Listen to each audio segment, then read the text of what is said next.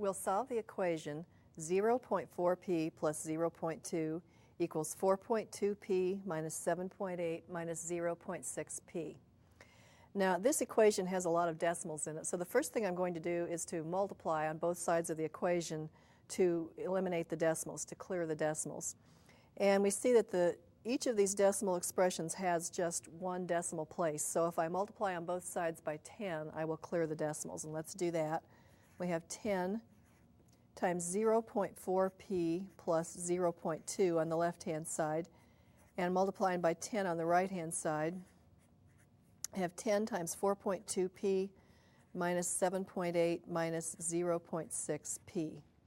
Now, using the distributive law, 10 times 0.4p is 4p, and 10 times 0.2 is 2. And doing the same kind of thing on the right-hand side, 10 times 4.2p is 42p.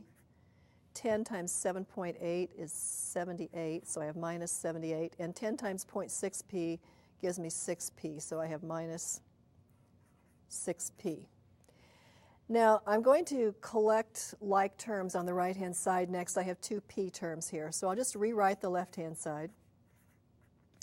And I have 42p minus 6p, which is 36p, minus 78 on the right-hand side.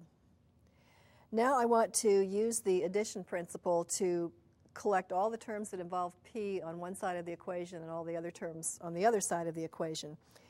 And I see that if I subtract 36p on both sides of this equation, I will eliminate the p term on the right-hand side. So we'll subtract 36p on both sides. 4p plus 2 minus 36p equals 36p minus 78 minus 36p. Now on the left-hand side, 4p minus 36p gives me negative 32 times p, and then I have a plus 2. And on the right-hand side, 36p minus 36p is 0, so I just have the opposite of 78, or negative 78, on the right-hand side of the equation. Now I'd like to get this p term alone on the left-hand side, and I can do that by subtracting 2 on both sides of the equation.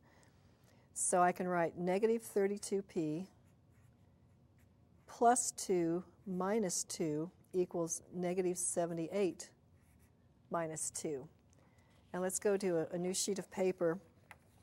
On the left-hand side, I have negative 32p plus 2 minus 2. 2 minus 2 is 0, so I just have negative 32p on the left-hand side. And on the right-hand side, let's see what we had. We had negative 78 minus 2, which gives me negative 80. So negative 32p is equal to negative 80. Now I want to get p alone on the left-hand side, and I can do that by dividing both sides by negative 32. So I have negative 32p over negative 32 equals negative 80 divided by negative 32. Negative 32p over negative 32 just gives me p on the left-hand side. And on the right-hand side, I have 80 over 32. I'm dividing a negative number by a negative number. And I want to simplify 80 over 32 if I can. And I see that each of these numbers has a factor of 16. 80 is 5 times 16, and 32 is 2 times 16.